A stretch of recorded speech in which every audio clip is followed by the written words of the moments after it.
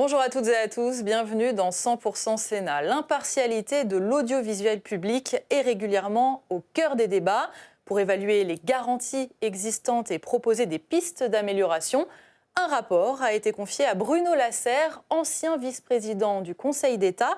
Il revient aujourd'hui devant les sénateurs sur les conclusions de son travail. En septembre 2025, dans le contexte de l'affaire dite Legrand-Cohen, l'Arcom a annoncé son intention d'approfondir les travaux qu'elle avait engagés afin de clarifier la portée de l'obligation d'impartialité de l'audiovisuel public, préciser les obligations qui en découlent et évaluer les outils et dispositifs existants au sein des chaînes et antennes du service public. C'est l'objet de la mission qui vous a été confiée en novembre dernier par le président de l'Arcom. Le sujet n'est pas nouveau. L'article 3-1 de la loi du 30 septembre 1986 relative à la liberté de communication dispose que l'Arcom, je cite, garantit l'indépendance et l'impartialité du service public de la communication audiovisuelle. Mais cette exigence est longtemps restée affirmée comme un principe sans être définie dans ses implications concrètes. Les états généraux de l'information qui se sont déroulés il y a plusieurs mois ont appelé à la préciser. La commission d'enquête de l'Assemblée nationale sur la neutralité et le fonctionnement et le financement de l'audiovisuel public a, quant à elle, ravivé les tensions et fait de l'impartialité un terrain d'affrontement politique. Or, cette question de l'impartialité appelle avant tout une approche méthodologique. C'est peut-être sa complexité, du reste.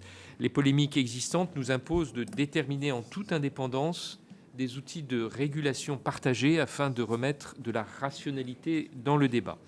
Tel est l'objet du rapport que vous avez remis à l'Arcom le 29 mai dernier, à l'issue de 6 mois de travaux. Il formule 17 propositions concrètes qui, bien sûr, retiennent notre attention. Sa présentation s'est accompagnée d'une étude de perception.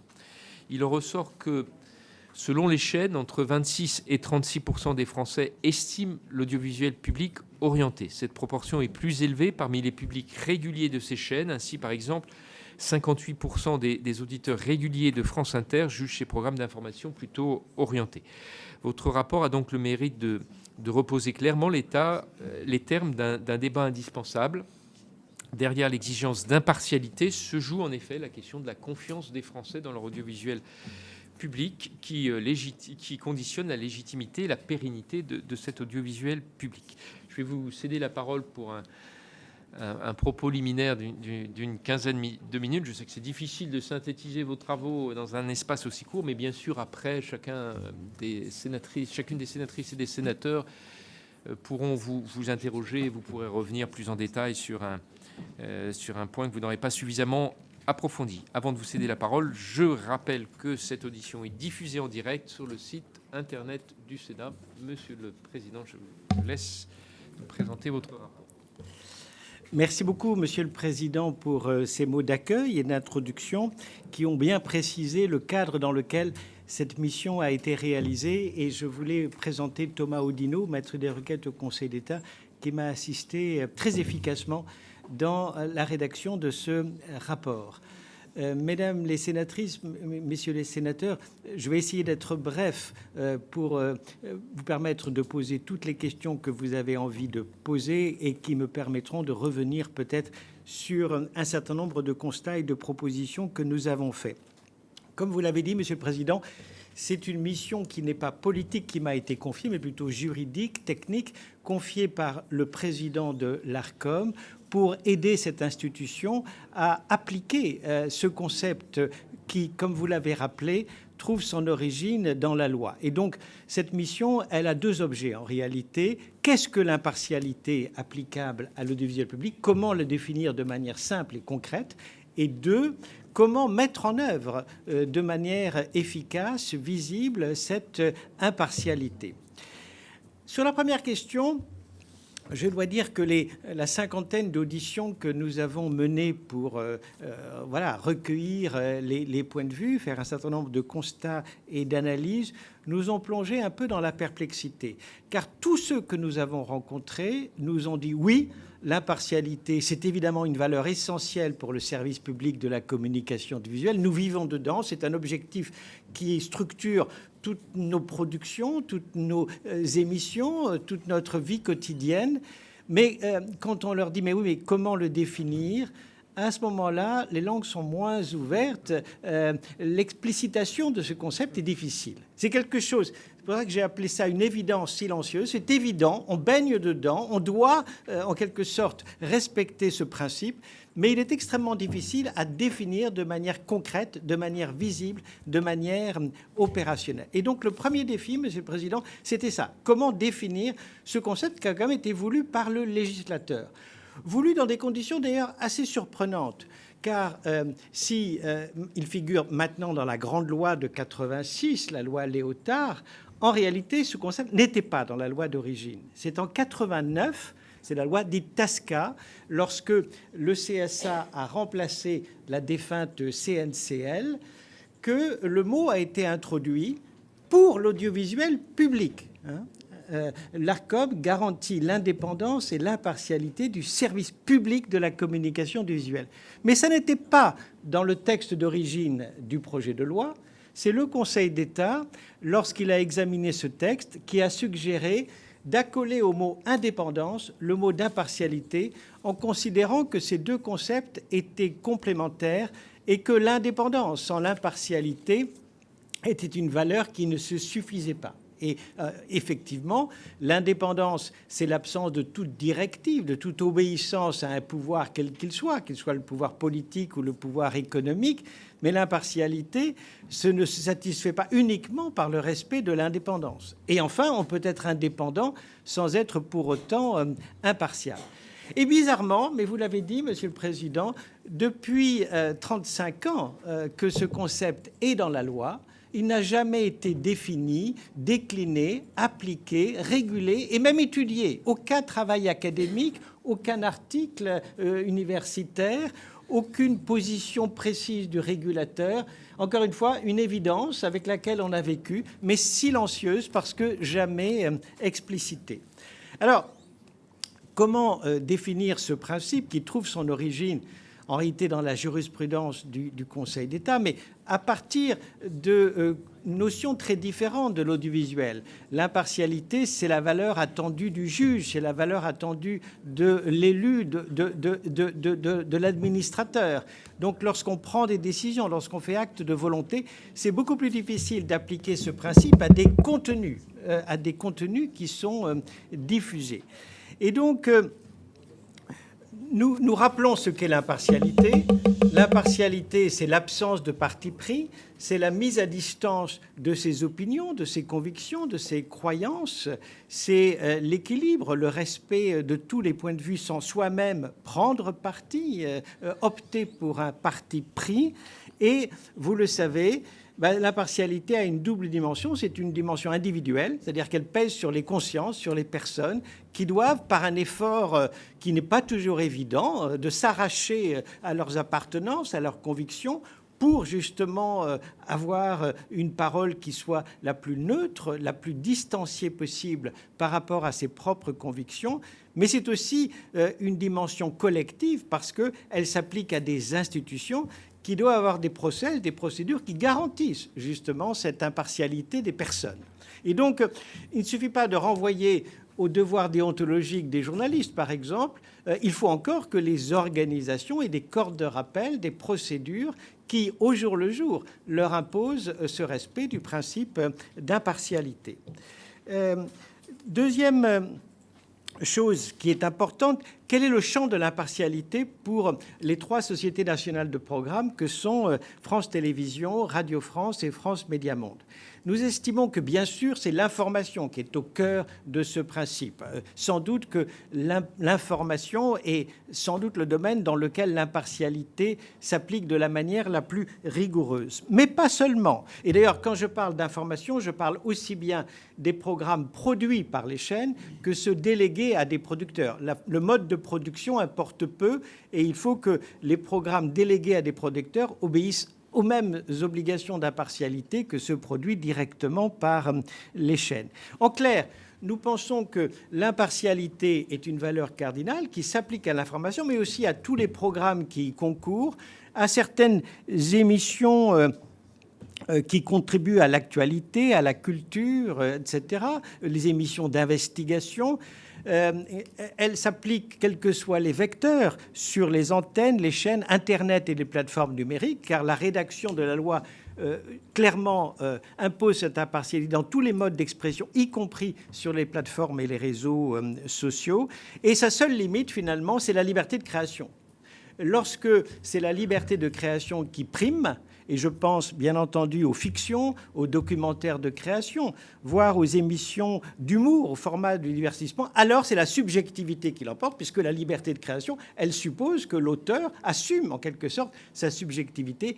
Il ne peut pas être soumis à un principe d'impartialité, comme pour, par exemple, les journaux télévisés. Deuxièmement, c'est une notion qui doit être modulée en fonction du programme dont on parle. Il est clair que les journaux télévisés, je le disais, les émissions régulières concourant à l'information sont soumis de manière maximale au principe d'impartialité. À l'inverse, les éditoriaux, les documentaires et les longs reportages ont plus de marge de manœuvre dans la mesure où ils reposent sur un angle qui est assumé, et dans les éditoriaux, une prise de position qui fait tout le sel, en quelque sorte, de ce billet, de cet éditorial, par lequel le journaliste conclut le temps qui lui est alloué par une suggestion, une prise de position. Donc, en clair, l'impartialité, c'est compliqué, parce que depuis 1986, et pas seulement pour l'audiovisuel public, c'est tout le problème, le paysage réglementaire a été rempli, je ne dirais pas encombré, mais rempli d'autres valeurs, d'autres obligations. Je pense au pluralisme interne, je pense à l'honnêteté de l'information, je pense à la transparence des sources, etc., qui s'appliquent à l'ensemble des chaînes publiques et privées et qui finalement ont pris le pas sur ce concept simple et assez plastique de l'impartialité. Et donc aujourd'hui, définir l'impartialité par rapport à ces concepts voisins qui, eux, s'appliquent à toutes les chaînes, publiques ou privées, n'est pas facile. Et je résumerai finalement les choses en faisant part de notre conviction. Finalement, l'impartialité pour le secteur public de l'audiovisuel, c'est respecter toutes ces obligations d'honnêteté, d'indépendance, de transparence, de manière exemplaire. Le service public ne doit pas faire comme les autres, il doit faire plus que les autres, et même mieux que les autres, il doit être exemplaire. Et c'est cet idéal, en quelque sorte, cette tension vers l'exemplarité qui nous paraît caractériser l'audiovisuel public. Pourquoi ? Mais parce que pour une chaîne privée, elle peut choisir son public, elle peut décider de cibler ou de fidéliser un public. C'est son choix éditorial. Le service public, il doit parler à tous les Français. Il est financé par tous les Français, c'est un bien commun, et donc il doit nourrir un rapport de confiance, non seulement avec ceux qui l'écoutent ou le regardent, mais avec ceux qui ont choisi de ne pas l'écouter ou de ne pas le regarder. Et c'est en cela que l'exemplarité s'applique au service public. C'est qu'il doit être exemplaire aux yeux de tous, pas seulement ces téléspectateurs ou ces auditeurs, mais tous les Français auxquels des comptes doivent être rendus sur le fonctionnement du service public de l'audiovisuel. Donc c'est l'égale considération à tous les auditeurs et les téléspectateurs, quelles que soient leurs croyances et leurs opinions, ne pas correspondre à une seule conception du monde, exprimer tous les courants de pensée, et en même temps, c'est toute la difficulté, assumer, disposer d'une éditoriale. C'est là où moi je fais une distinction entre impartialité et neutralité pour des contenus qui sont agrégés, édités, choisis, assemblés. Il y a forcément un angle, une ligne éditoriale. On n'agrège pas des contenus par hasard, en les empilant par ça comme des tas de feuilles mortes. Une chaîne, elle doit avoir une ligne éditoriale qui peut être audacieuse, qui peut être stimulante. Et donc, impartialité, ce n'est pas neutralité d'une chaîne monophonique et sans saveur, c'est une chaîne qui, je dirais, assume une ligne éditoriale, mais dans le respect de cette obligation d'impartialité. Et deuxième tentation à laquelle il faut résister, le service public ne doit pas être un média de combat non plus. L'impartialité, ça ne se définit pas par rapport ou contre des médias privés. Et parfois, certaines déclarations ont été ambiguës de ce point de vue-là. Le service public ne doit pas porter un combat, il doit être un lieu de débat, il doit être, dans une société de plus en plus polarisée, un animateur en quelque sorte de la conversation collective, un médiateur des opinions adverses et un créateur d'expériences communes. Alors nous formulons 17 recommandations que je ne vais pas toutes détailler, j'y reviendrai dans les questions. Première question, évidemment, qui se pose dans un pays très légicentré comme le nôtre. Première proposition, c'est toujours « et la loi ?» Qu'est-ce qu'elle fait? Est-ce qu'il ne faudrait pas quelque chose dans la loi? Et naturellement, la commission d'enquête à l'Assemblée nationale s'est posé cette question. Personnellement, je n'y suis pas favorable. Je pense que ce serait un peu vain que de vouloir inscrire, ou plutôt expliquer dans la loi ce qu'est le principe d'impartialité. Pourquoi? Premièrement, parce que ça donnerait lieu à un débat politique, avec tas d'arrière-pensées sur l'avenir de la République, et je pense que le République n'a pas besoin de ce débat-là aujourd'hui. Et donc je pense que derrière cette définition sémantique, ce serait un combat politique qui s'ouvrirait sur toute une conception, et on sait que les conceptions ne sont pas alignées, sans doute ici et sans doute aussi à l'Assemblée, et que ce serait périlleux de le faire. Deuxièmement, si l'on définit l'impartialité, alors pourquoi ne pas définir l'indépendance, définir le pluralisme interne, qui ne sont pas davantage définis par la loi, mais renvoyés à la régulation. Et donc, il nous semble que la bonne accroche pour définir ce qu'est l'impartialité, c'est le cahier des charges de chacune des sociétés de programme dans lequel on définit les obligations qui pèsent sur ces sociétés de programme. Et nous avons proposé une rédaction. La ministre de la Culture, Catherine Pégard, que nous avons rencontrée, s'est montrée favorable à cette proposition et je sais qu'elle a saisi les chaînes de propositions, de modifications de leur cahier des charges pour reprendre une rédaction proche de celle que nous avons proposée. Vous le savez, ça suppose une délibération de chacun des conseils d'administration, mais aussi un avis de l'ARCOM. Définir ce qu'est l'impartialité, mais aussi associer à cette définition des obligations concrètes. Et nous avons proposé 3 obligations qui découleraient dans le cahier des charges de cette obligation d'impartialité. La première, c'est très important, avoir une charte éditoriale précisant les règles déontologiques applicables à l'information et aux programmes qui y concourent. Aujourd'hui, il y a beaucoup de choses dans les chaînes, de notes internes, de lignes directrices, de recommandations internes, etc.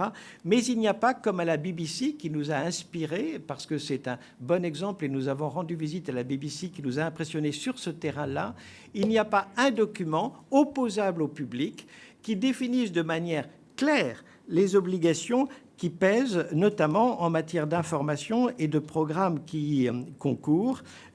Et d'une certaine manière, la BBC est un bon exemple dans lequel, en publiant dans un document clair, bien fait et compréhensible par le public, parvient à surmonter les crises, elle a eu des crises aussi parfois dans son fonctionnement, et à restaurer le lien de confiance avec le public. Et donc, il nous faut donc une charte éditoriale qui rassemble les principes qui parfois existent, les ordonne, précise aussi comment ils sont garantis, l'exactitude des faits, leur vérification, la distinction des faits et des commentaires, la présentation d'une diversité de points de vue sur les sujets prêtant à controverse, comment on respecte concrètement le pluralisme.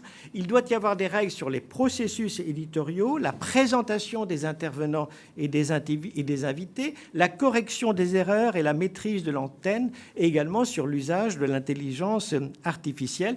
Et c'est important, sur tous ces points, un média public ne doit pas simplement comporter des règles internes opposables à ceux qui font l'information, aux journalistes, mais aussi opposables au public, qui doit pouvoir se saisir de ces règles pour contester leur application et signaler notamment les manquements. Il faut donc que cette charte soit opposable. Et c'est la raison pour laquelle nous demandons dans ce cahier des charges que la deuxième obligation précise comment chaque chaîne doit traiter les plaintes qui s'adressent à elle par le public sur les manquements éventuels, justement, au principe de l'impartialité. Aujourd'hui, ça n'existe pas. On a une boîte noire et le pire d'une boîte noire, c'est que les gens ont le sentiment d'écrire, de s'adresser. Je reviendrai sur le rôle de la médiatrice à Radio France ou des médiateurs dans les autres sociétés nationales de programme, mais nous pensons que sur ce point, s'inspirer du système britannique serait utile. Enfin, nous estimons que, s'agissant d'une obligation qui ne doit pas non seulement être respectée, mais perçue par les Français, il faut mesurer année après année la perception par les Français de l'impartialité en dotant chaque société d'un baromètre annuel de l'impartialité pour chacune des antennes. Vous avez fait allusion à l'étude quantitative et qualitative menée par l'ARCOM. C'est intéressant de voir comment les Français perçoivent aujourd'hui l'impartialité, aussi bien sur les chaînes publiques que sur les chaînes privées. Je ne vais pas détailler les 17 propositions, mais je vais peut-être insister sur l'axe plus fort qui réunit l'essentiel des propositions. Nos propositions, elles reviennent finalement à mieux repositionner les acteurs de l'impartialité. Et j'en cite 3. Le management, les dirigeants des chaînes. 2, les corps de rappel internes qui peuvent exister. Je reviendrai sur les médiateurs et ce qu'on appelle les CHIPUP, les comités d'éthique créés par la loi Bloch. Et enfin, le régulateur. Aujourd'hui, il nous semble qu'il n'y a pas une conception suffisamment claire du rôle de chacun et surtout une bonne articulation entre les rôles dévolus à chacun de ces acteurs. Premièrement, et c'est important, il nous semble que c'est le management, les dirigeants des chaînes qui doivent être en premier responsables. Ce n'est pas le régulateur qui est parfois saisi trop tôt ou trop vite. C'est une obligation qui pèse sur la chaîne et je rappelais la dimension collective, institutionnelle de l'impartialité. Les premiers garants, ce sont les dirigeants. Et d'ailleurs, quand il y a eu, souvenez-vous, l'affaire Benito, quand des sanctions ont été prises immédiatement, dans l'heure qui a suivi, la polémique s'est arrêtée parce que chacun a pris ses responsabilités. Il faut donc que le management se sente le premier responsable de cette obligation d'impartialité en faisant une application raisonnée mais ferme des règles qui existent et que j'ai rappelées au sein de la charte éditoriale. Les corps de rappel internes. Alors, je dis quelques mots sur les médiateurs et j'ai salué le rôle de la médiatrice de Radio France qui joue un rôle considérable dans le dialogue entre le public et les antennes. 160 000 lettres ou mails reçus par an, c'est considérable. Elle est un maillon indispensable de la confiance entre le public et Radio France. Mais une médiatrice, un médiateur, c'est un instrument de dialogue, un écho des préoccupations du public et qui permet de mieux façonner justement la fabrication des programmes. Mais ça n'est pas une instance déontologique. Ça n'est pas elle qui peut constater, ou lui, qui peut constater les manquements à l'impartialité ou les corriger. Quant au CHIPIP, un mot qui n'est pas forcément bien connu des Français. Et vous savez, ce sont les comités éthiques créés par la loi Bloch, dans tous les médias d'ailleurs, publics ou privés, pour protéger les rédactions de l'influence de l'actionnaire. C'était ça l'idée. Et ces CHIPIPs existent aussi bien dans les médias privés que dans les médias publics. Nous nous sommes intéressés aux 3 CHIPIP qui existent auprès de France Télévisions, Radio France et France Média Monde. Et nous constatons qu'ils ne sont pas suffisamment visibles, qu'ils ne sont pas suffisamment efficaces et indépendants, et surtout que leur travail n'est pas suffisamment connu.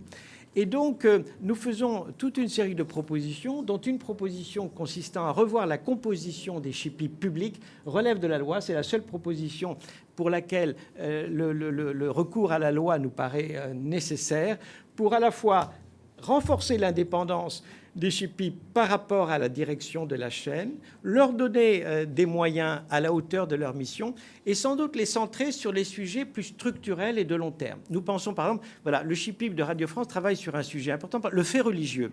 Comment aujourd'hui, et il y a eu des plaintes après les funérailles du pape et l'élection de son successeur, on ne parle que de ça, des auditeurs se sont plaints. Un sujet de long terme, comment traiter sur les antennes publiques le fait religieux, c'est par exemple le lieu où l'on peut faire des recommandations de long terme. Mesurer aussi des émissions, prendre un certain nombre d'émissions, voir comment elles évoluent dans le temps, les sujets qu'elles abordent, les invités qui sont présents à l'antenne, et scruter l'évolution et d'une certaine manière juger du respect sur le long terme du principe d'impartialité. Voilà des missions qui pourraient nous paraît bien occuper de manière efficace les CHIPIP du secteur public. Enfin, Et je m'arrêterai là. Nous parlons du régulateur. Et c'est une commande du régulateur, et je salue évidemment l'excellent travail de l'ARCOM. Et encore une fois, le fait que l'ARCOM nous ait confié cette mission montre l'intérêt qu'elle porte, la préoccupation qu'elle porte au respect concret du principe d'impartialité. Mais il nous semble qu'aujourd'hui, il y a un problème en France. C'est que le régulateur est trop, comment vous dire, le gendarme des incidents d'antenne. Et donc, ce qui, finalement, structure l'observation des Français du principe d'impartialité, c'est les dérives. Vous avez cité l'affaire Le Grand Cohen, l'affaire Benito, on pourrait en citer d'autres, et c'est inévitable. Dans toute production d'informations en direct, il y a des mots malheureux, il peut y avoir des phrases maladroites, quelques dérives. Et quand il y a une dérive, alors c'est... tout le monde court.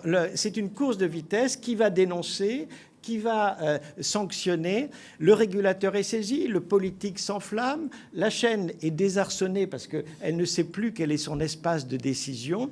Or, il nous semble qu'il faut bien repositionner les choses. Le régulateur ne peut pas être dans cette course de vitesse à être le premier à sanctionner, d'abord parce qu'il a des contraintes juridiques, il faut qu'il qualifie en droit les manquements, avoir une procédure contradictoire, ça prend du temps. Et il nous semble que c'est la chaîne qui doit être en premier responsable, mais le régulateur doit se repositionner sur le contrôle en amont des process. C'est-à-dire, est-ce que les chaînes ont des procédures crédibles, visibles, efficaces, qui permettent de constater les manquements et les sanctionner. Et c'est elles qui doivent être sanctionnées si elles ne se dotent pas de process suffisamment crédibles. Donc le régulateur, il doit davantage s'intéresser en amont aux procédures qui existent pour vérifier qu'elles marchent bien et qu'elles sont crédibles. Enfin, nous terminons notre rapport par deux sujets difficiles et sensibles. J'en dirai un mot, mais vous sans doute me poserez-vous des questions. La première, c'est l'expression des journalistes du public sur les réseaux sociaux. Et on sait que ce n'est pas toujours un long fleuve tranquille, ces questions-là. Nous avons observé deux lignes. La ligne actuelle qui est floue. Personne ne sait très bien aujourd'hui quelles sont les règles qui s'appliquent aux journalistes, même aussi d'ailleurs aux salariés de manière générale des chaînes sur les réseaux sociaux. Il semble qu'on tient compte du compte sur lequel la position est prise, compte personnel ou compte professionnel. Parfois, on se satisfait de caveat, ce que je vais dire n'engage pas la chaîne, mais moi-même, etc. Tout ça ne marche pas. Pour les Français, dès lors qu'un journaliste du public prend position sur les réseaux sociaux et que sa notoriété vient de la position qu'il a à l'antenne, c'est intenable de dire « je m'exprime à titre personnel ». Non, il engage la chaîne et il peut mettre en cause sa réputation. Alors, il y a une ligne dure.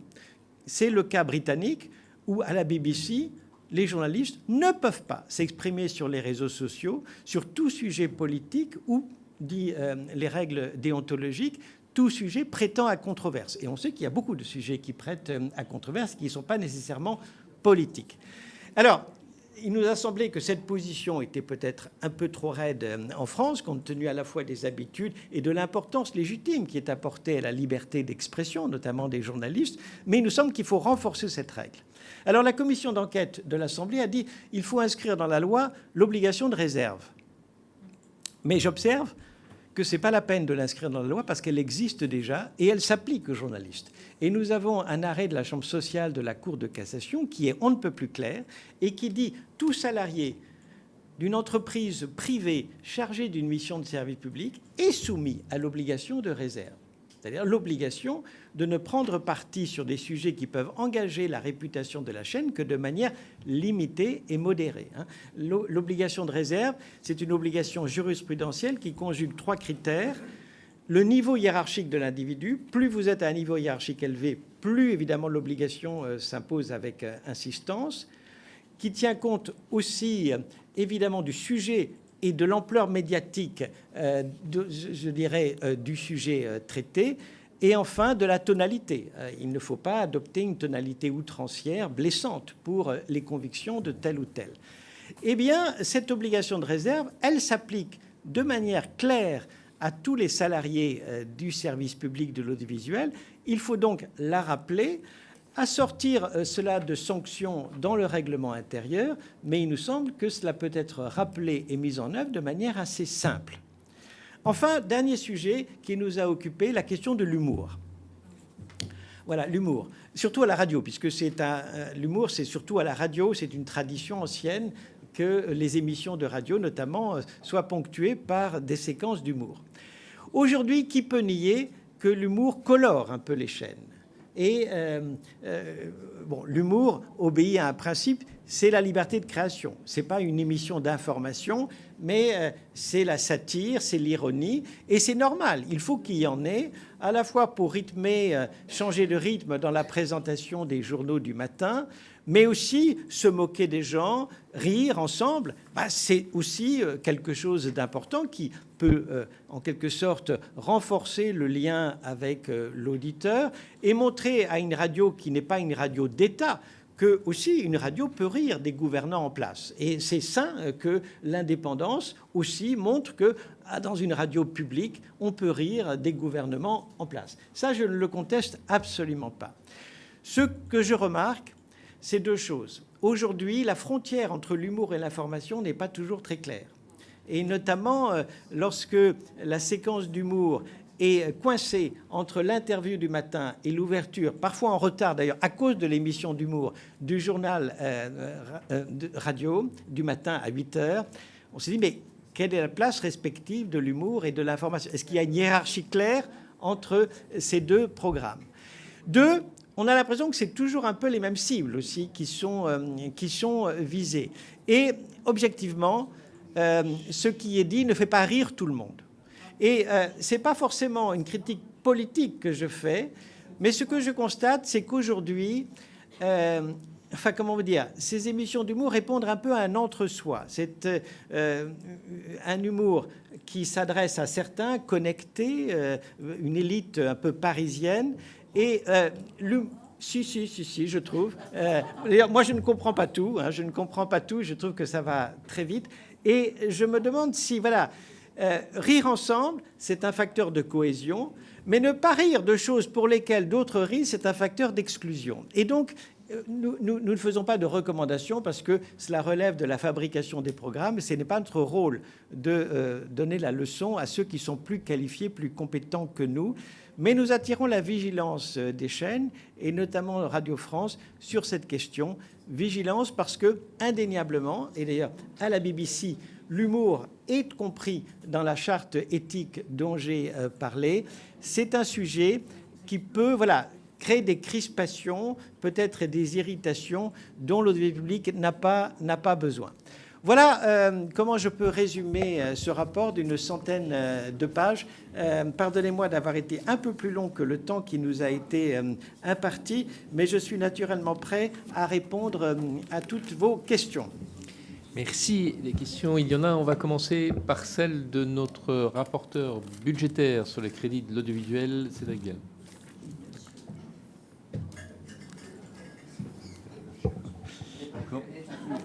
Merci. Je suis pris de court, mais je n'ai pas de devoir de réserve, monsieur le vice-président. Merci beaucoup pour cette présentation. Et on avait déjà eu l'occasion d'en échanger. Je pense que c'est un travail précieux que vous avez fait ici afin de préciser le rôle de l'impartialité dans les médias de manière générale et de rappeler un certain nombre de points à la fois qui sont nécessaires de changer, mais tout aussi importants qui sont nécessaires de ne pas changer.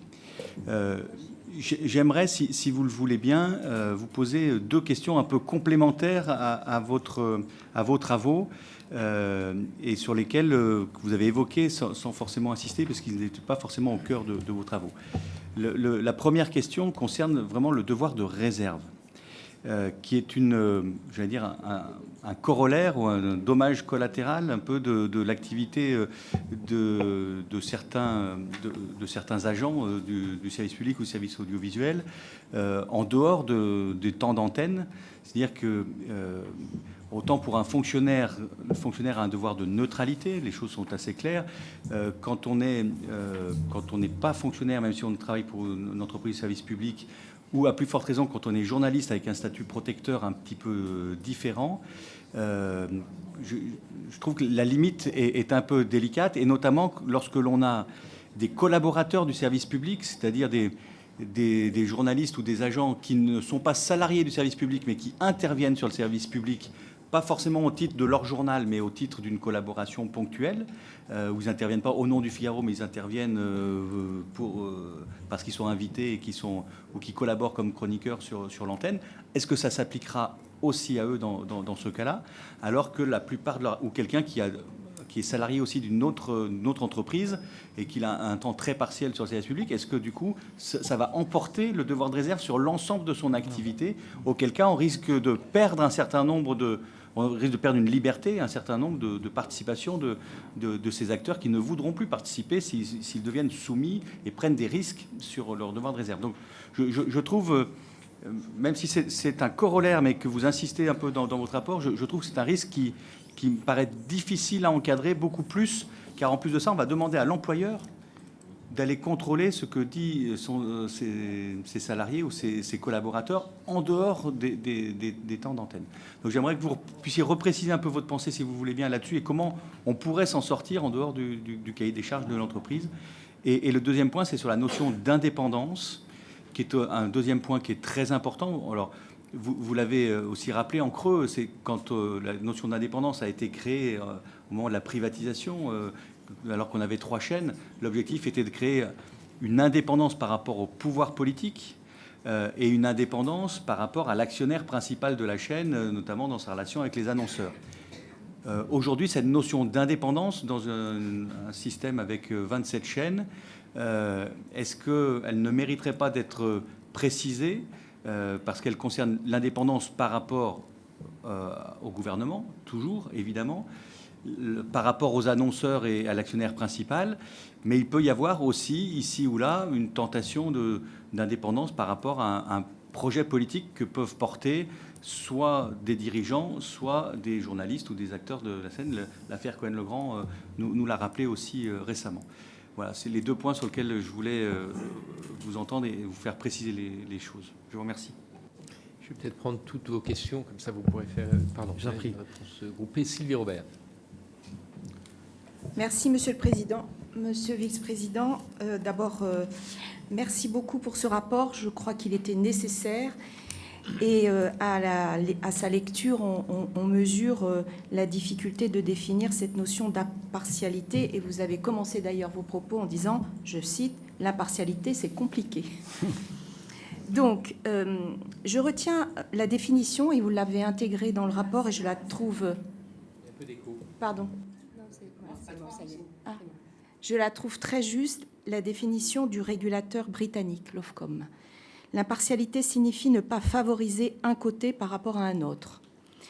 Et j'ai souvenir, lors du colloque qui a été organisé au Sénat en février dernier, qu'il avait été dit par beaucoup que l'impartialité est d'abord une obligation déontologique.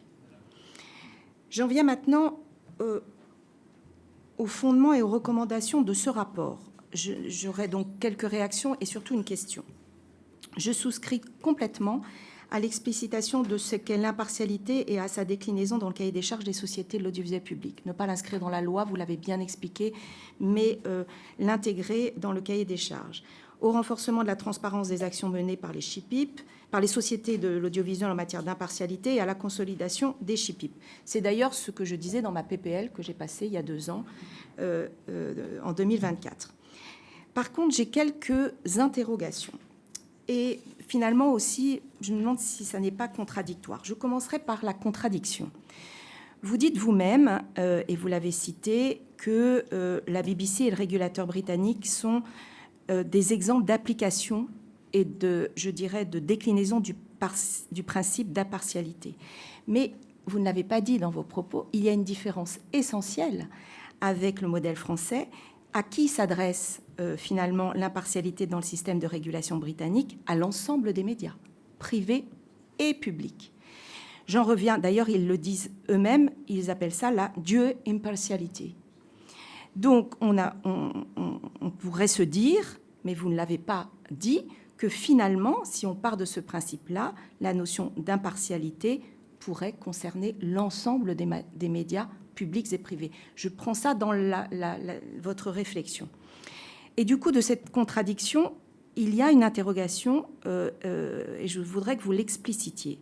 Vous parlez d'un pluralisme renforcé pour l'audiovisuel public. Est-ce que c'est cette exemplarité dont vous parliez tout à l'heure? Est-ce que c'est ça? Parce que par, finalement, contrepoint, je pourrais dire que pour les médias privés, il y aurait un pluralisme affaibli. Donc, j'aimerais bien que vous puissiez expliciter ça, parce qu'il n'y a pas de chaîne d'opinion dans notre pays. Il n'y a pas de chaîne d'opinion. Et le pluralisme est défini par la loi, et ce pluralisme, et le Conseil constitutionnel le dit, doit vivre partout sur les médias privés comme publics avec la même exigence. Et enfin, j'étais très étonnée de vos propos sur l'humour. Alors, vous dites l'humour, mais vous l'avez dit, éviter qu'une partie du public ne puisse se sentir exclue. Alors, vous parlez de France Inter principalement parce que vous dites qu'à un moment, l'humoriste arrive près de l'information. C'est finalement cette cohabitation entre... Et ce matin, par exemple, la ministre Barbu était interviewée. L'humoriste, tout de suite, a... Est-ce que... Je trouve, pardonnez-moi, que la façon dont vous abordez cette question de la séparation de l'humour et de l'information, alors même que, alors peut-être que je suis trop parisienne maintenant, je ne sais pas, que je vois la différence entre un journal d'information et une séquence d'humour, je ne sais pas. Je trouve que cette façon d'appréhender la question de l'humour est très périlleuse dans notre pays. Et au moment où il y a des atteintes à la liberté de création et d'expression, je préfère m'en rester au principe de notre tradition, qui est de respecter la liberté d'expression et la liberté de création, dans les limites fixées par la loi, bien évidemment. Et je trouve vraiment qu'en 2026, l'humour fait du bien. Rappelons-nous, il y a 20 ans, ce qui se passait, c'était autre chose, que ce soit sur les chaînes. Et j'en parlais avec un grand dirigeant d'un média privé hier. Souvenez-vous aussi les guignols de l'info, souvenez-vous. Enfin, vraiment, c'était quand même... Aujourd'hui... Enfin, pardonnez-moi, hein, mais je trouve que ça fait quand même du bien. Et donc, vous avez compris que j'ai quelques interrogations et j'aurais une question pour terminer. Je voudrais que vous m'expliquiez ce mécanisme des plaintes, parce que c'est assez nouveau, ce mécanisme des plaintes, qui serait finalement interne, c'est ce que j'ai compris, hein, au traitement par les chaînes de ces plaintes, des citoyens, bien sûr. Est-ce que ça, pour vous, ce serait seulement pour, puisque c'était le fondement de votre rapport sur l'audiovisuel public, est-ce que, du coup, de fait, est-ce qu'on ne glisserait pas vers les médias privés? Est-ce que ce n'est pas compliqué? Je ne le comprends pas bien, ce mécanisme. Donc, c'était ma dernière question et je vous remercie. Monique de Marco. Merci, Monsieur le Président. Monsieur Lasserre, merci pour votre travail. Ma question portera sur la place de l'humour sur les antennes publiques. Je précise, voilà, pour l'Assemblée, que je suis originaire de l'Aveyron et sénatrice de la Gironde, donc pas du tout parisienne. Bon, vous y consacrez une partie de votre rapport. Cela peut paraître anodin, mais ces derniers mois, ces dernières années, certains humoristes des chaînes publiques ont été pris comme cible, ont été licenciés. Les auditeurs recherchent pourtant des respirations décalées, même à 8 heures du matin, et dans une information anxiogène. Je me souviens des chroniques post-attentat de 2015 et de François Morel qui nous exhorçaient à ne renoncer à rien. C'est une attente des auditeurs. Ces derniers temps, en recrutant d'anciens humoristes de France Inter, Radio Nova a d'ailleurs renouvelé son audience. Il me semble difficile de soumettre les humoristes aux mêmes règles d'impartialité que les journalistes. Voilà. L'humour consiste en effet souvent à être irrévérencieux, à pousser le curseur, à franchir les limites du langage, et bien sûr, en opérant ces franchissements, sauf que si on pratique l'autodérision, on prend souvent des risques, et on heurte quelquefois. Toujours est-il que je reviens sur ce que vous avez écrit. L'humour du service public ne saurait viser de manière récurrente les mêmes personnes, les mêmes courants et les mêmes attitudes sociales. Et je voudrais savoir sur quoi repose cette affirmation. Existe-t-il un rapport sur ce point établissant le nombre de chroniques humoristiques par personne, courant ou attitude sociale visée? Je vous remercie. Max Brisson. Merci, Monsieur le Président. Monsieur le vice-président honoraire du Conseil d'État, moi, je voudrais saluer d'abord la qualité et la force de votre rapport qui arrive à point nommé. gagner en indépendance fut le maître mot de la construction de l'audiovisuel public contemporain, après de longues décennies de soumission politique. La culture qui en est issue ne demeure-t-elle pas, ce qui n'est peut-être pas en soi à dire une mauvaise chose, un obstacle à la recherche de l'impartialité, dans la mesure où faire contrepoids est aujourd'hui constitutif non seulement de la formation des journalistes, mais aussi de la culture de Radio France et de France Télévisions. L'exemplarité que vous appelez de vos voeux n'est-elle pas finalement orthogonale de la manière dont l'audiovisuel public s'est construit depuis la fin de l'ORTF? Vous avez vous-même dit que l'audiovisuel public ne doit pas être un audiovisuel de combat. C'est à peu près opposé à quelques formules malheureuses de la présidente de France Télévisions. Et si on renverse la question, ne peut-on pas dire aujourd'hui que l'État, actionnaire de l'audiovisuel public, est à peu près le seul à ne pas avoir à dire son mot dans l'évolution de l'audiovisuel public?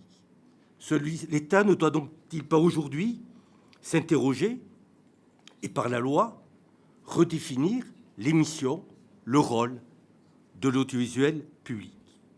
Ne pensez-vous donc pas que notre histoire conduit à cette conception de l'audiovisuel public tant en interne que dans une partie importante de la sphère politique, qui fait que la nation ne puisse pas redéfinir ce qu'est le rôle et la légitimité de l'audiovisuel public?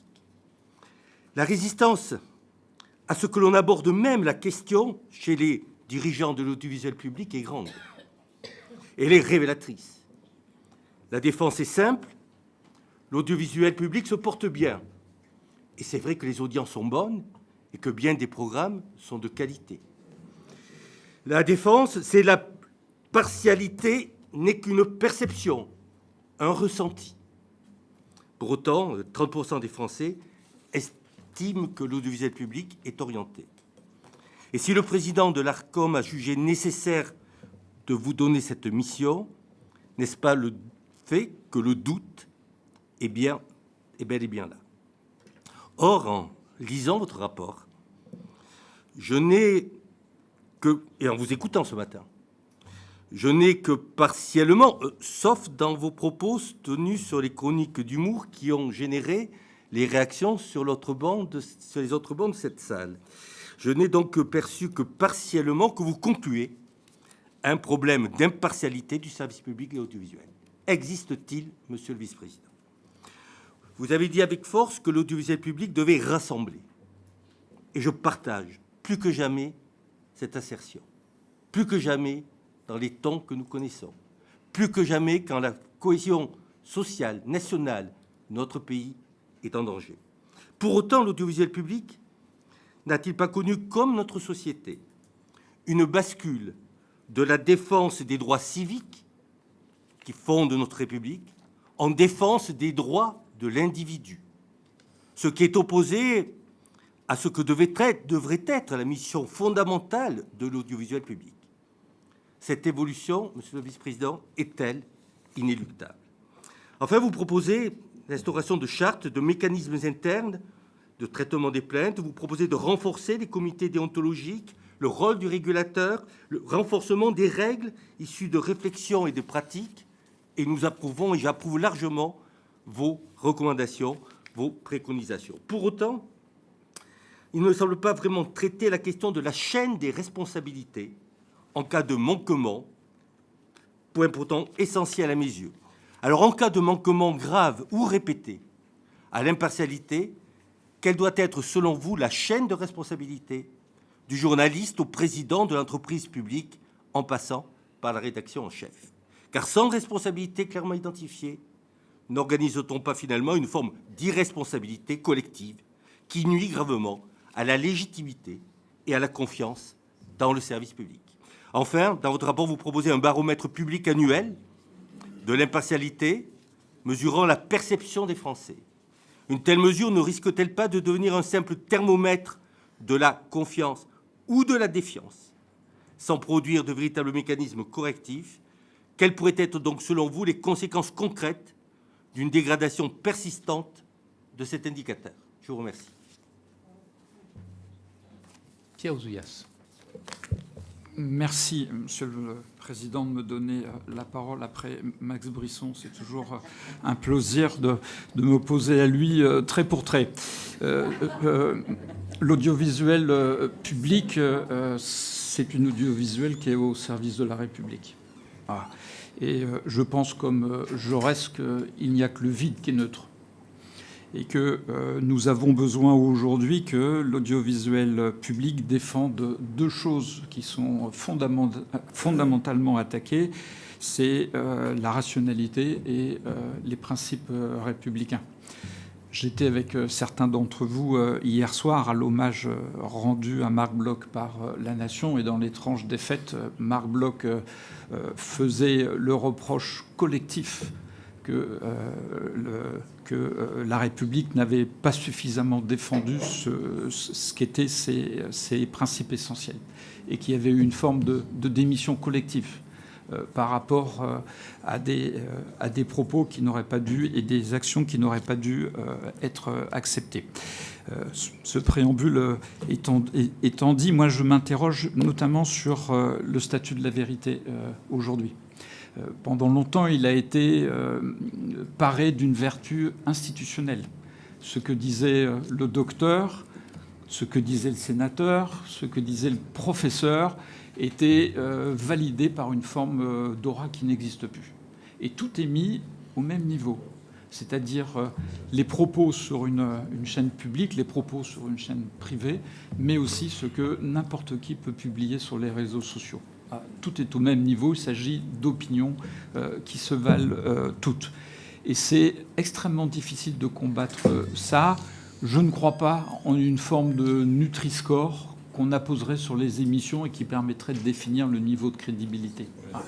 Et je crois que ce qui est important, et notamment pour tout ce qui concerne la science, parce qu'on voit monter une forme d'irrationalité scientifique qui est extrêmement inquiétante, je crois qu'il faut revenir sur les conditions de formation des opinions. Et pendant très longtemps, les scientifiques notamment, on leur avait dit que ce qui comptait, c'était le résultat et qu'il fallait cacher la méthode.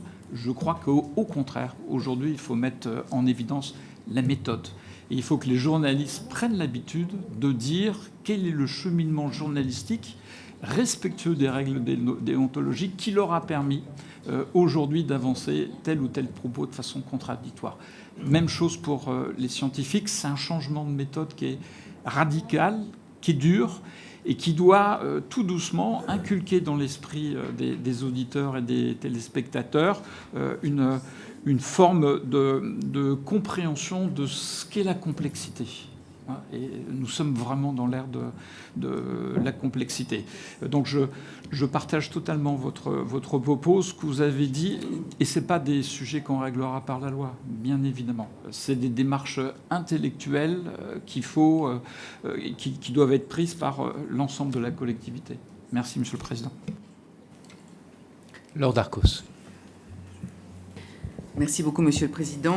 Monsieur le Vice-président, à mon tour de vous féliciter pour ce rapport admirable, et je pense qu'on va longtemps pouvoir y faire référence, ou en tout cas travailler sur vos recommandations.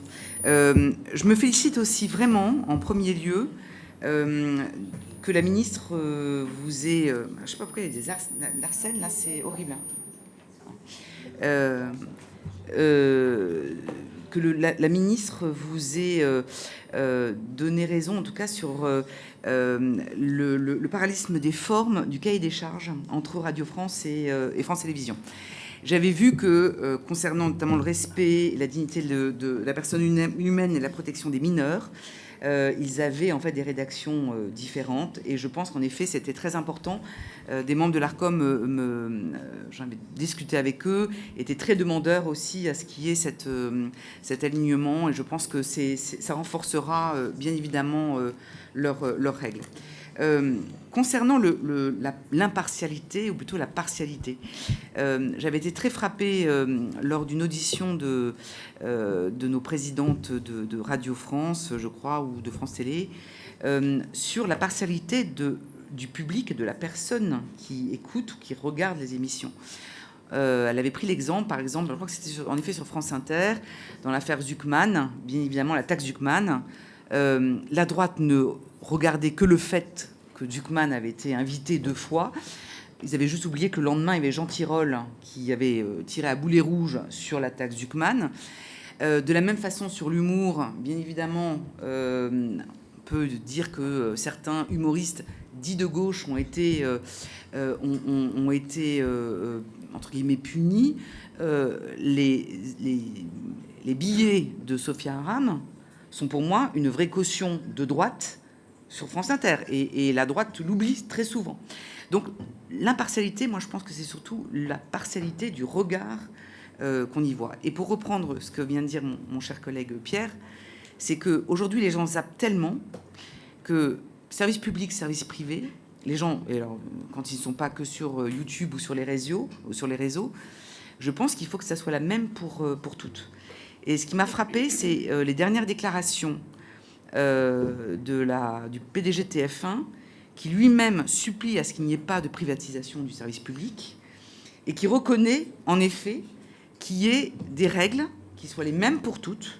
C'est pour ça que je ne sais pas si les chips-petites pourraient être... en tout cas, appliqué partout, mais ça pourrait être intéressant.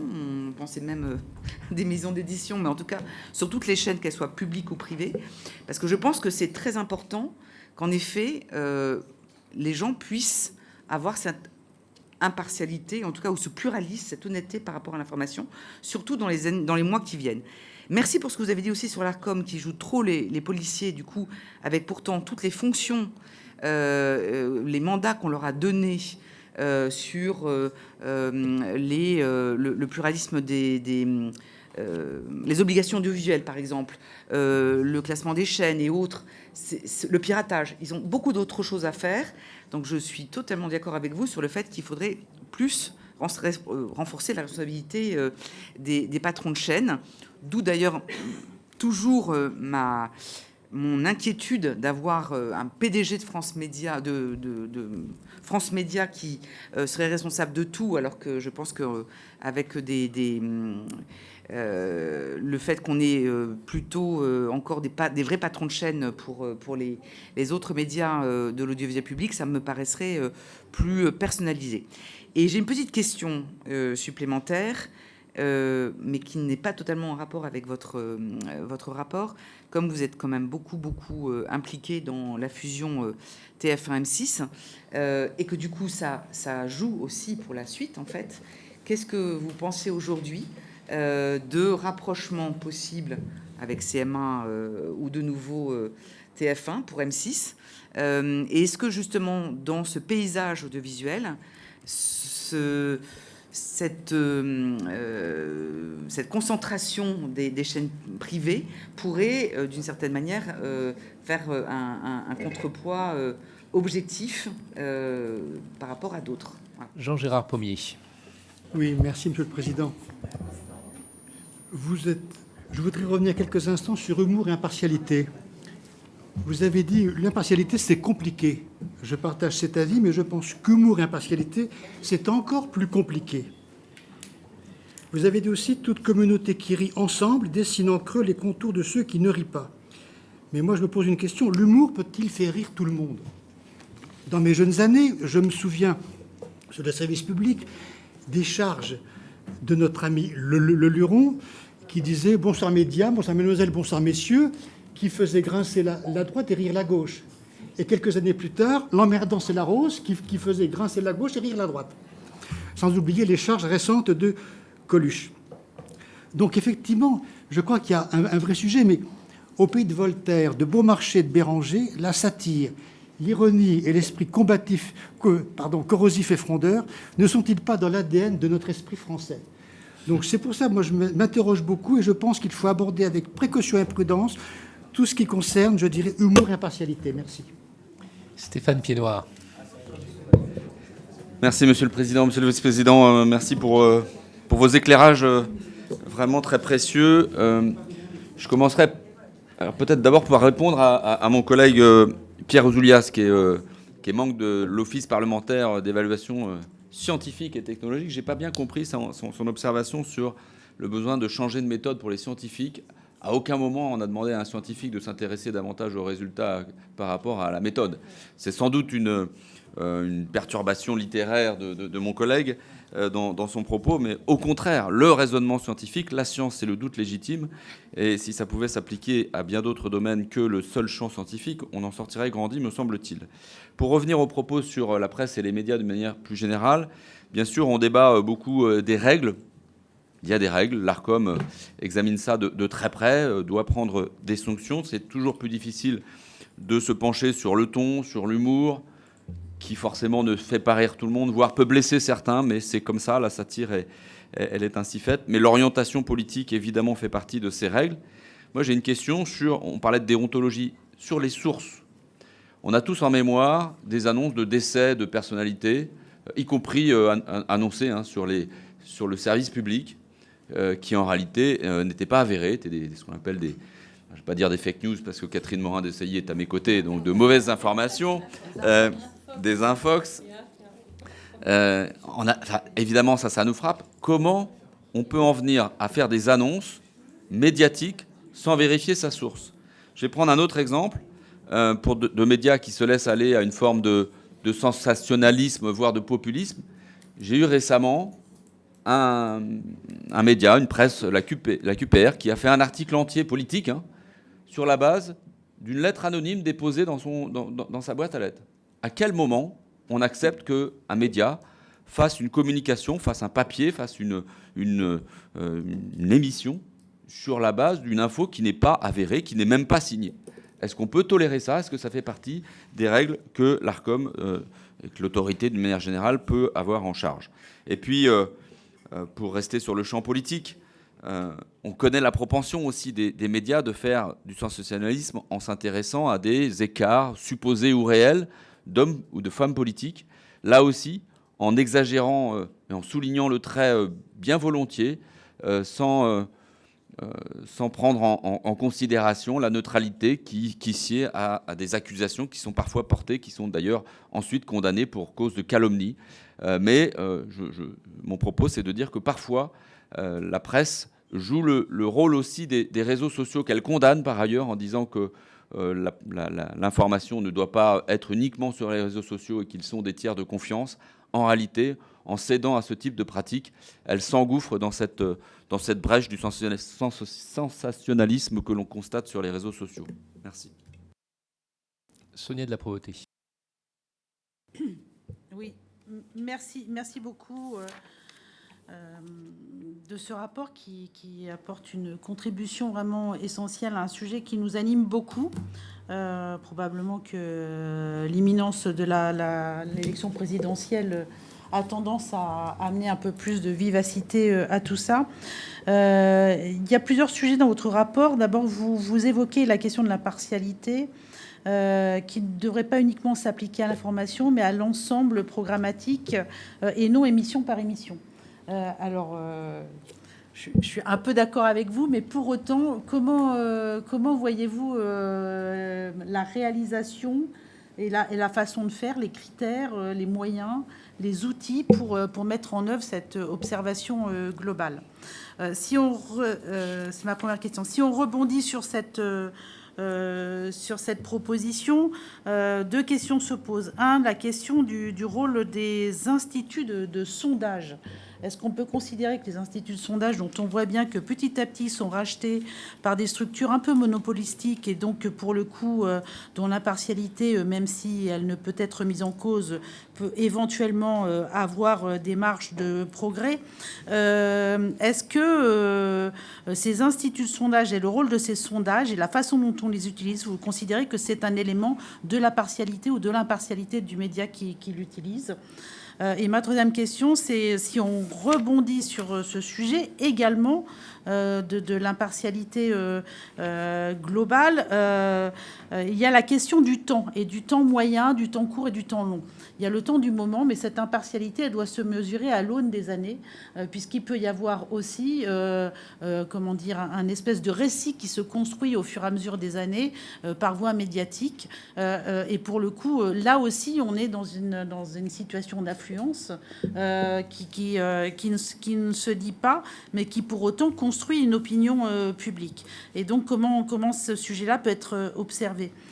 Et puis, dernier sujet, il me semble que c'est pas la même chose d'avoir comment dire, des médias d'opinion qui s'affichent comme tels. Et peut-être là, c'est vraiment le sujet de la transparence pour ces médias d'opinion, et de traiter de la question de l'audiovisuel et du service public de l'information.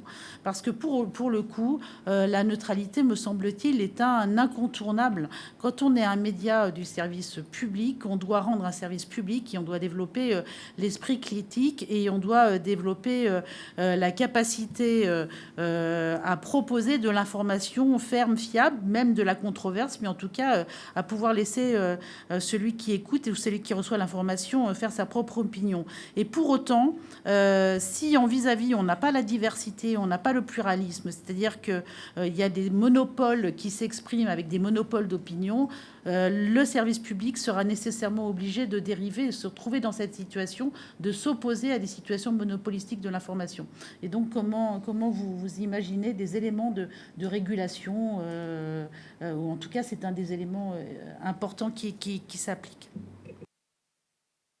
Voilà, toutes les questions ont été posées. Vous avez vu que votre propos liminaire a suscité un certain nombre de réactions, voire de débats dans notre commission. Donc, sans forcément les trancher, je vais vous les laisser au moins les éclairer.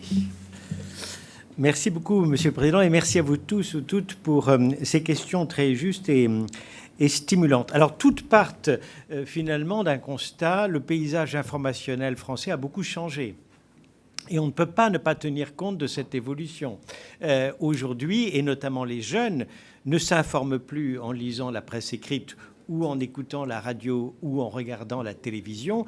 Ils s'informent, pas seulement les jeunes, au travers des réseaux sociaux, et non pas pour entendre des points de vue divers au milieu desquels ils vont se forger leurs propres convictions, mais pour trouver dans les réseaux sociaux la confirmation de leurs préjugés, de ce qu'ils pensent déjà, et ne pouvoir parler qu'avec ceux qui partagent le même point de vue, au point que entendre une opinion différente devient insupportable. On dit, mais comment cette idée-là a-t-elle le droit d'être diffusée, d'être partagée? Et donc, oui, il faut tenir compte de cela. Mais justement, dans ce paysage informationnel de plus en plus polarisé et de plus en plus périlleux pour la nation et la République, j'en suis convaincu. Je voudrais quand même commencer par partager avec vous une conviction forte. Moi, je crois à la place du service public de l'audiovisuel, et je crois que plus que jamais, on a besoin d'un service public fort, mais que sa légitimité dépend de sa singularité. Et si on attend du service public la même chose qu'on attend des chaînes privées, on tue l'argumentaire pour son avenir et sa légitimité. C'est bien parce qu'il est singulier, qu'il doit faire différemment et plus que les chaînes privées, qu'il y a une place légitime pour le service public. Ça, c'est vraiment très fort. Et donc, je réponds à la sénatrice Sylvie Robert. Notre rapport ne porte pas sur le pluralisme interne tel qu'il s'applique à toutes les chaînes. En France, on a choisi, c'est le législateur, et nous, on tient compte du choix qu'a fait le législateur. Il a appliqué l'impartialité à l'audiovisuel public. Il applique à toutes les chaînes, et notamment privées, un concept différent qui est le pluralisme interne, mais qui s'en rapproche. Et vous le savez, le Conseil d'État, dans sa décision Reporters sans frontières, a fait une interprétation assez exigeante de ce pluralisme interne en disant « c'est pas seulement l'équité des temps de parole pour les politiques, c'est l'obligation pour les chaînes de respecter un équilibre sur le choix des sujets, les personnes invitées et l'expression des journalistes. » Au point, dit le Conseil d'État, et le régulateur, l'ARCOM, a tiré les conséquences de cette décision, que l'ARCOM doit vérifier qu'il n'y a pas dans ces équilibres, justement, de déséquilibre manifeste et durable. Et là, je réponds, durable, oui, je réponds notamment à Mme Darcos, mais à d'autres. Durable, ça veut dire que ce n'est pas sur une seule émission qu'on peut vérifier le respect de l'impartialité, mais c'est sur le moyen terme. Et si un jour on invite un partisan de la taxe Zuckman, mais que le lendemain, on donne la parole à un opposant, l'impartialité est respectée. On ne peut pas, évidemment, focaliser son regard sur une seule émission. Moi, je réponds à Mme Robert, non. Avoir une conception exigeante de l'impartialité, qui doit être exemplaire pour le service public, c'est ne rien retirer au pluralisme interne tel qu'il est exigé des chaînes privées, et les deux peuvent cohabiter ensemble. La seule chose que je dis, c'est que si le service public doit être exemplaire dans le respect du pluralisme interne, au nom de l'impartialité, c'est que peut-être on ne peut pas se satisfaire pour lui d'un simple déséquilibre manifeste et durable. Peut-être faut-il avoir une obligation positive d'assurer un équilibre plutôt que de veiller à l'existence ou à l'absence de déséquilibre manifeste et durable. Indépendance. Monsieur le rapporteur budgétaire, vous avez regretté que nous n'ayons pas proposé une définition plus forte de l'indépendance. Elle va être rendue nécessaire par l'application du règlement EMFA sur la liberté des médias. Car paradoxalement, alors qu'en France, on avait un peu oublié ce concept d'impartialité depuis 1989, ce concept ressurgit grâce au règlement européen EMFA, vous savez, qui est né des préoccupations en Pologne ou en Hongrie sur la mainmise des gouvernements sur l'audiovisuel public, en protégeant l'audiovisuel public contre l'intervention politique. Et d'une certaine manière, ce règlement, qui va devoir être appliqué en France, il entre en vigueur très bientôt, va obliger aussi à appliquer ces principes d'indépendance et d'impartialité qui sont rendus obligatoires par le législateur européen, justement pour les chaînes publiques. Alors, je vais revenir sur plusieurs questions. J'aborderai peut-être la place de l'humour après, car je me suis laissé peut-être emporter par ma franchise ou ma spontanéité, mais il n'occupe qu'une page sur les 100 pages de notre rapport, et je ne voudrais pas qu'on oppose l'austérité ou l'humour. Moi, j'adore rire. Voilà, je suis quelqu'un qui adore vraiment rire, et pour moi, ces séquences d'humour sont une respiration absolument nécessaire, et je suis très clair. Les bouffons, les satiristes, ils ont le droit de se moquer des gens, pas forcément d'être méchants, parce que je ne suis pas sûr que l'humour, c'est nécessairement la même chose que la méchanceté. Mais peu importe. Mais ils ont le droit à une parole libre, ils ont le droit à une parole libre, et je l'ai dit et je le répète, l'humour, c'est la liberté de création, et l'impartialité, par définition, est une obligation qui ne peut pas encadrer l'humour, qui repose sur une vraie subjectivité, un parti qui est celui choisi librement par l'auteur. Mais je reviendrai là-dessus. Je voudrais répondre d'abord sur la question des mécanismes des plaintes qu'a posée la sénatrice Sylvie Robert.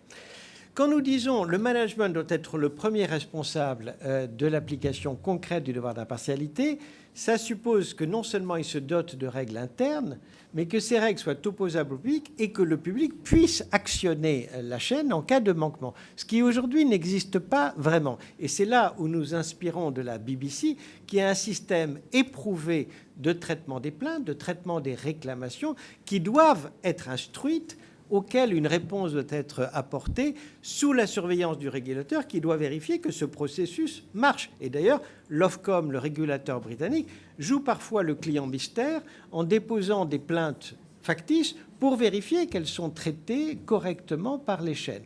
Alors la différence avec la BBC, c'est que au Royaume-Uni, pour la BBC, il y a un principe dit BBC First, c'est-à-dire que vous ne pouvez saisir le régulateur que si vous avez d'abord saisi la chaîne. En quelque sorte, il y a un droit, une obligation d'épuiser les recours internes devant la chaîne avant d'actionner le régulateur. Et là, nous disons que c'est difficilement transposable en France, d'abord parce que ce système de plainte est à construire alors qu'il existait depuis l'origine à la BBC, avait donc une profondeur historique qui n'existe pas en France.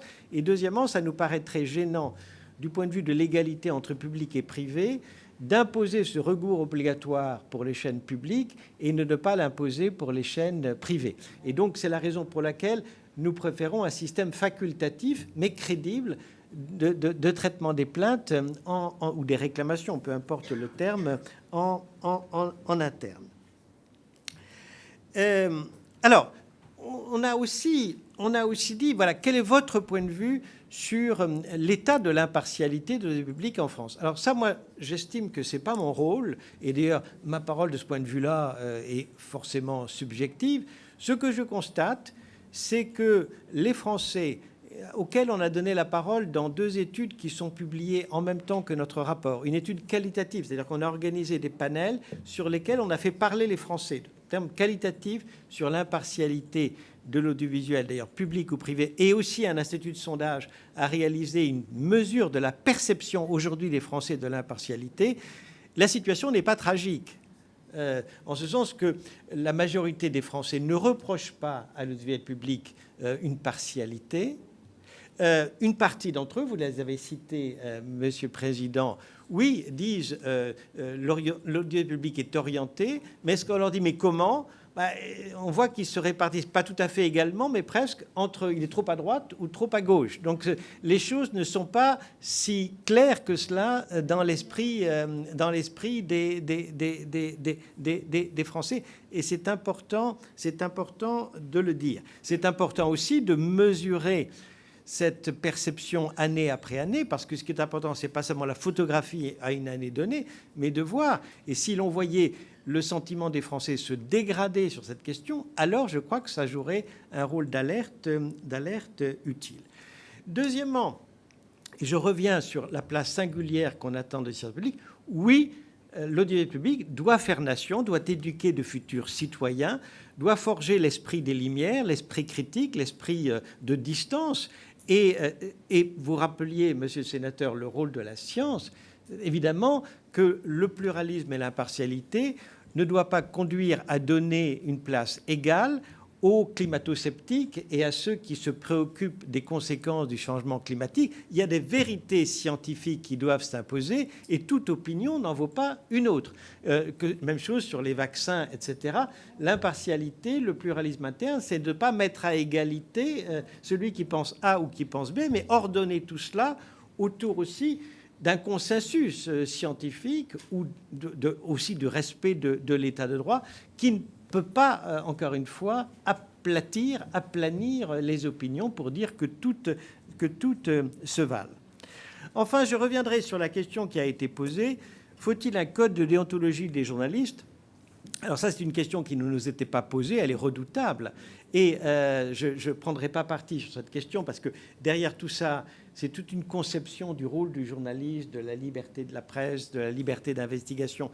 Et donc, je crois que les journalistes ont, de ce point de vue-là, un statut tout à fait particulier et nécessairement protégé dans un état de droit. Ce que je remarque simplement, c'est que dans les valeurs proclamées au niveau international ou national par les journalistes, je pense aux chartes des droits et des devoirs des journalistes qui ont été publiées depuis le début du XXe siècle, la notion d'impartialité figure et que les journalistes eux-mêmes se reconnaissent dans cette notion comme une valeur, je dirais, qui doit guider l'exercice de la profession. Et il y a eu, vous le savez, tout un débat au 19e et au début du 20e sur ce que doit être le journaliste. Est-ce que c'est un militant, le porteur d'une parole engagée, ou au contraire quelqu'un qui va sur le terrain et restitue une réalité la plus fidèle possible au récit du réel? Je ne reviens pas sur toutes ces questions. À titre personnel, je ne suis pas favorable à un code de déontologie qui serait garanti par une espèce d'ordre professionnel. Je crois que, encore une fois, les journalistes doivent, d'une certaine manière, avoir une liberté que n'ont pas sans doute d'autres professions, même lorsqu'elles sont associées au service public. Alors, je continue avec les questions, et elles sont intéressantes, sur deux sujets qui ont été traités. Le devoir de réserve et l'expression sur les réseaux sociaux et l'humour. Alors, pour répondre à votre question, c'est pas nous qui avons dit le devoir de réserve s'applique aux journalistes du service public. C'est la Cour de cassation, dans son arrêt de 2022, qui dit, dès lors qu'un organisme, qu'il soit public ou privé, est chargé d'une mission de service public, et quel que soit le statut de ses salariés, droit privé, code du travail ou droit public, l'obligation de réserve s'applique. Mais l'obligation de réserve, et c'est là où je voudrais vous répondre, n'est pas la négation de la liberté d'expression. C'est un mode d'aménagement de la liberté d'expression. Je dirais, le devoir de réserve, c'est pas, je dirais, retirer aux journalistes aujourd'hui la liberté d'expression dont ils jouissent. C'est simplement leur dire aujourd'hui, dans la perception des Français, il n'est pas possible de distinguer entre l'expression personnelle et l'expression professionnelle. Il n'est pas possible de distinguer le monde numérique et le monde traditionnel. Et aujourd'hui, la grandeur du service public, c'est de faire en sorte que ceux qui le servent, renoncent peut-être, oui, à une expression aussi libre que s'ils n'appartenaient pas au service public. En clair, et je crois que ça répond très bien à votre question, il nous semble que la règle, c'est on ne peut pas tenir sur les réseaux sociaux des propos qu'on ne pourrait pas tenir à l'antenne. Et donc, pour répondre à votre question sur les éditorialistes, c'est la même chose. C'est-à-dire, un éditorialiste, il peut prendre parti. Regardez les chroniques des éditorialistes, que ce soit à la radio ou à la télévision, présentent un sujet de la manière la plus objective possible et à la fin suggèrent une proposition, en tout cas prennent parti. Je crois que c'est pareil pour les réseaux sociaux. Il faut que cette même mise à distance de ses propres opinions soit assumée, y compris sur les réseaux, les plateformes numériques, mais en tenant compte du statut de celui qui produit l'information. Et il est clair qu'un éditorialiste aura plus de liberté que le présentateur d'un journal télévisé. Comment ? Alors, si... Excusez-moi. Bien sûr, s'il est élu par ailleurs, ça veut dire que ça le prive de sa liberté de ton ou de parole au titre de ses autres fonctions, aux autres mandats ? Parce que c'est le fait qu'il soit intermittent du service public qui l'emporte sur la Non, règle. mais encore une fois, c'est une notion jurisprudentielle qui va s'adapter évidemment aux conditions, au sujet qu'il a abordé, au contexte dans lequel il l'a fait, au ton qu'il a adopté.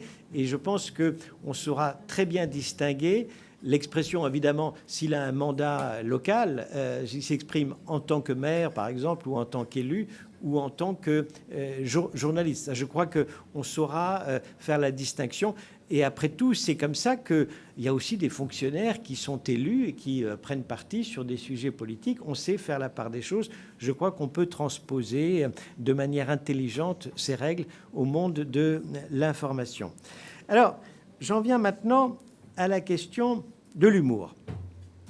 Alors, moi, je voudrais être quand même très clair, encore une fois, et pardon si ma spontanéité l'a emporté peut-être sur la place que ce sujet devrait représenter dans le rapport. Je crois profondément que l'humour, c'est l'ADN aussi de la radio, c'est l'ADN d'une chaîne d'information, c'est une tradition française, mais pas seulement française, et encore une fois, lisez attentivement le rapport. En aucune manière, il ne critique les chaînes ou ne suggère de supprimer les séquences d'humour, voire de les réguler. Ces séquences sont régies uniquement par la liberté de création et on ne peut pas, au nom de l'impartialité, vouloir censurer, orienter, changer l'angle, le travail des humoristes qui ont toute leur place, encore une fois, dans les émissions du service public. Mais nous avons cité, je dirais, un historien, ce n'était pas Marc Bloch, mais c'est un historien reconnu, Jacques Le Goff, qui dit la chose suivante. « Dis-moi si tu ris. Pourquoi tu ris ? de qui et de quoi, avec qui et contre qui, et je te dirai qui tu es. Et d'une certaine manière, c'est ça que nous voulons dire. L'humour, il façonne aussi l'identité éditoriale, et c'est cette identité éditoriale qui est souvent perçue par les Français au travers aussi de l'humour. Et ce n'est pas seulement nous qui le disons, c'est la médiatrice de Radio France qui admet qu'une grande partie du courrier qu'elle reçoit porte sur l'agacement qu'un certain nombre de Français ressentent à propos des émissions d'humour. Et c'est cette chose-là que nous avons dit. Attention, vous ne pouvez pas considérer que l'humour n'est pas constitutif de l'identité éditoriale telle qu'elle est perçue par les Français.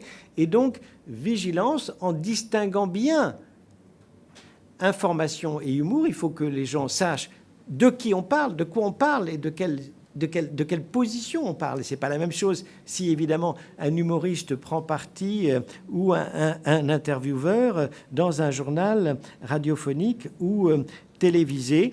Et enfin, faire attention à ce que le rire n'exclut pas des catégories qui se trouveraient en quelque sorte en dehors de la communauté. Là aussi, je crois qu'il y a une façon pour l'humour, de rassembler, de réunir. Et je prends un exemple parce qu'il nous a frappé, c'est France Média Monde. France Média Monde, c'est d'une certaine manière, sur ce sujet, beaucoup plus touchy, beaucoup plus difficile. Pourquoi ? Parce qu'il s'exprime dans des langues différentes, il s'adresse à des pays très différents, avec des régimes plus ou moins démocratiques, et donc il est vu comme une radio d'État, et donc c'est encore plus compliqué pour France Média Monde d'assurer partout l'impartialité et d'éviter des réactions. Eh bien, il y a de l'humour sur France Média Monde. Et je ne sais pas si vous l'avez écouté, c'est Mamdam. C'est un humoriste qui, je crois qu'il est nigérian. Hein, Maman. Et il a choisi comme cible le Gondwana. La République très, très démocratique du Gondwana. Son personnage fétiche est le président fondateur du Gondwana, pays, encore une fois, très, très, très démocratique. Et ce que je constate, c'est que ces chroniques qui sont pas tendres, enfin, je veux dire, derrière cette description du Gondwana et de son président fondateur, décrit avec beaucoup de finesse, beaucoup d'ironie, mais mordante, ce que beaucoup peuvent retrouver dans les pays dans lesquels ils vivent. Jamais il n'y a eu une critique, jamais il n'y a eu une remise en cause, parce que c'est fait avec finesse, avec distance, et finalement on laisse à chacun rire de ce qu'il veut rire, sans dicter peut-être de manière trop univoque les choses. Et donc voilà, ce que je voulais dire, c'est qu'il y a aussi des manières de rire dans des situations peut-être encore plus complexes et périlleuses que celles que nous connaissons en France, et qui peuvent rassembler et non pas exclure. Encore une fois, sur ces sujets éditoriaux, nous ne faisons qu'attirer l'attention des responsables sans faire de propositions éditoriales. Voilà pour l'audition de Bruno Lasserre devant les sénateurs. Dans son rapport sur l'impartialité de l'audiovisuel public, l'ancien vice-président du Conseil d'État recommande notamment la création d'un baromètre annuel destiné à mesurer la perception de l'impartialité de l'audiovisuel public par les Français. 100% Sénat, c'est maintenant terminé. Je vous souhaite une très belle journée sur les chaînes parlementaires.